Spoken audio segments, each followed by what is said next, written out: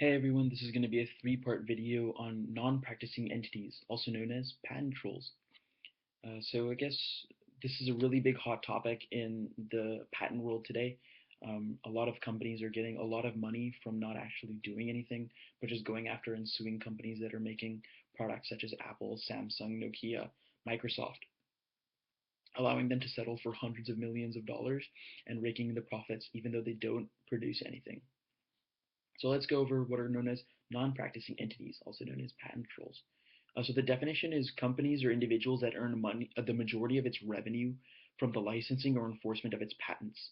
Because they do not offer products or services, NPEs or non-practicing entities typically do not infringe on the patent rights of the other of the companies that they intend to sue. Therefore, they're basically invulnerable to the threat of a countersuit, which is a big kind of measure in a protected legal battle to ensure defensive and stabilizing forces in the battle for intellectual property.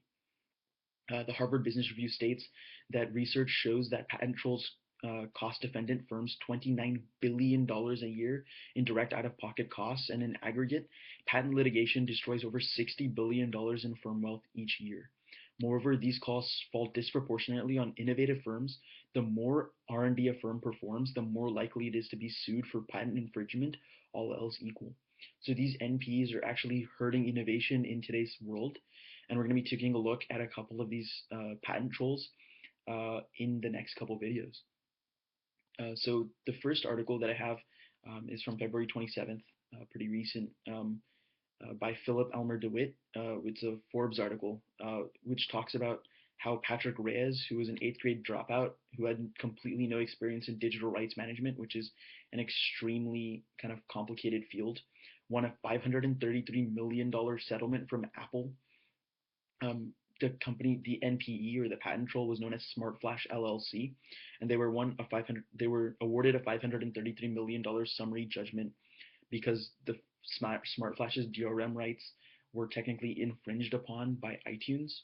Even though Patrick Reyes has no expertise in this field, he bought this patent from somebody for £5 or £5.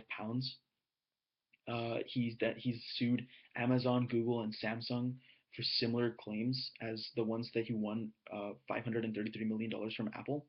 But he is a farmer from England. He has absolutely no expertise in the field, and he shouldn't be profiting from it.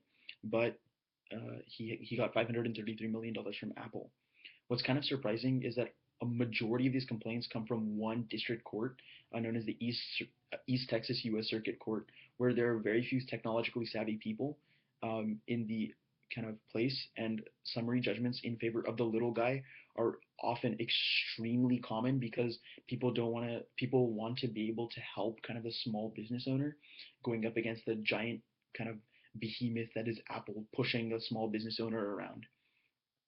Even though these NPEs are actually not doing anything to help kind of the small business world or help innovation in general. They just want to make a quick buck by forcing companies to go to court. Um, so it's very interesting to see. So yeah, unfortunately, Apple lost $533 million to a patent troll, and all that's going to do is raise the cost of our iPhones in the future. So it's clear that $60 billion a year is a significant amount of money. And in the coming couple videos, we're going to be talking a little bit more about NPEs.